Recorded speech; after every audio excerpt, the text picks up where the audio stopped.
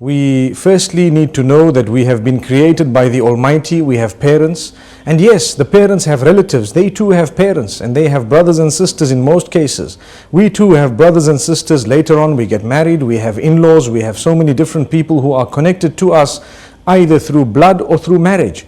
And it is very important for us to know what Islam teaches us regarding these people. Firstly, they are people who have been chosen by the Almighty to be connected to us. And this is why we need to firstly respect them completely and acknowledge them and fulfill their rights. Because not only are they human beings, which we need to definitely fill the rights of all human beings, but over and above that, they are people who are connected to us, and therefore, firstly, acknowledge. Acknowledgement is done by recognizing who they are, by knowing the relationship between yourself and those who are related to you. Sadly, we find the older people know many more relatives than the younger people. Sometimes we are cousins or second order cousins or third order cousins, and we don't even know we are related until an older person has to remind us. And sometimes with the death of an older person goes the knowledge of our relations and the generations. So it is important for us as an act of worship to know who our relatives are, to go through the family trees and to check how people are related to us so that we can fulfill their rights. Imagine if Islam has made it so important to fulfill the rights of relatives and we don't even know who they are, how are we going to fulfill the rights of these people? And this is why we say, take a moment, spend some time trying to look into how someone is connected to you and whether they are connected to you or not.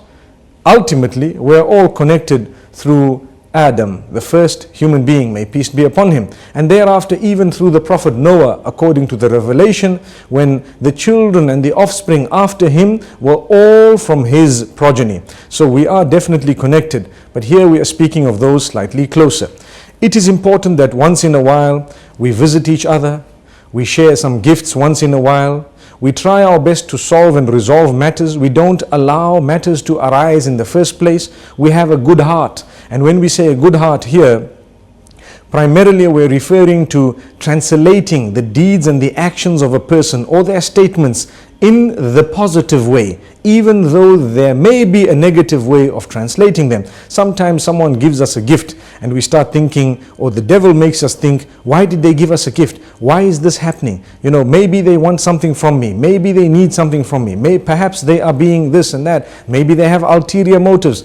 This type of thinking is unacceptable. We should not do that. Someone gives you a gift, you accept it, inshallah, with open arms. And you acknowledge it, if possible, reciprocate it. Because the hadith says, tahadu tahabu.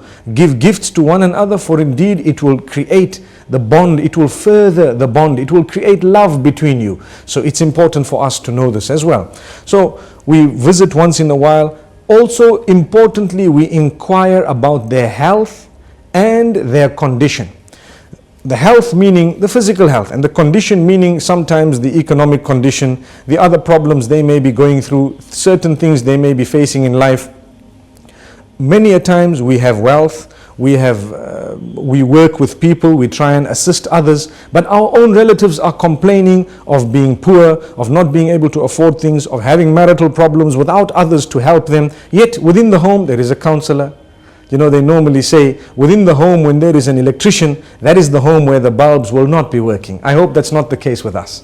But sometimes it does happen that a person who is a professional in a certain field has their own family members who are in need of someone in that field, and they don't even fulfill the right, they don't even know sometimes. So let us try and look at the needs of our relatives. And this is why when giving out charities, one of the duties upon a person is to look at those who are related to him or her. And charity begins at home literally, which means that wealth that we are going to give the poor, we should start with the poor from our family members and try and help them and assist them and let them come onto their own feet and so on. This would be fulfilling a double role and double duty. One is that of the charity, and secondly that of a person who is related to you. So people who are related to us also, we give them preference in various other matters. They are more deserving of our kindness than others. And this is how we will be able to develop the link between relatives.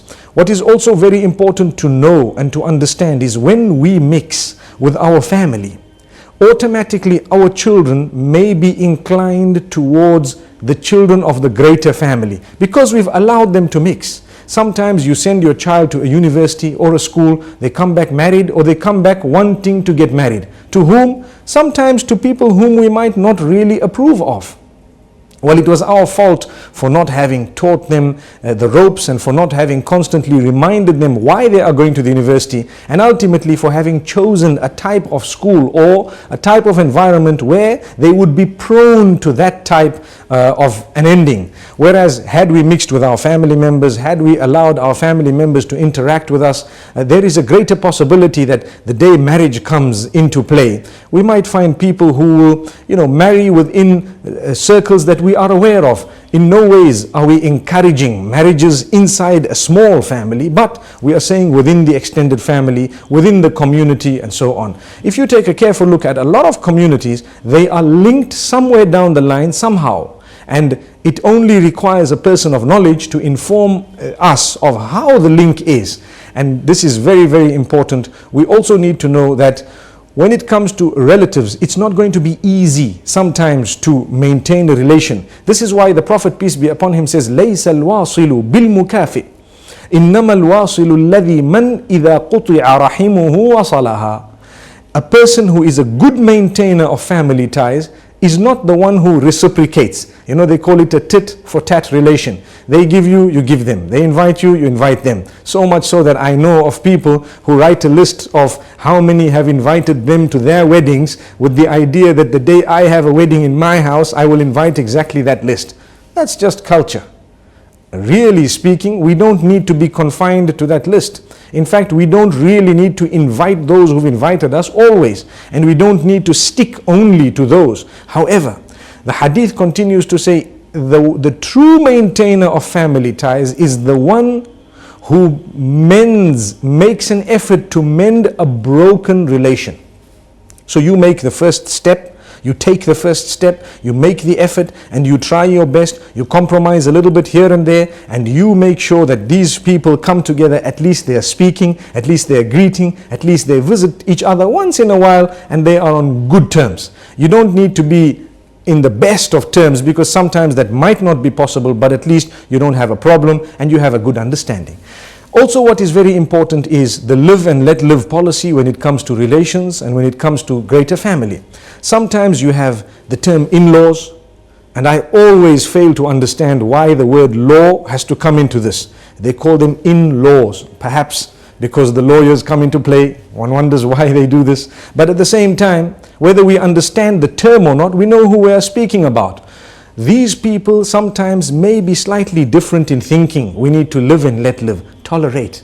If we can tolerate a business partner or a person who belongs to a totally separate faith with absolutely different norms and understandings, because they've walked into our business and they happen to be people who are dealing with us and we're making money through them, we tolerate them, we greet them, we respect them, we overlook everything else. We're just making a bit of money out of them. That's the reason.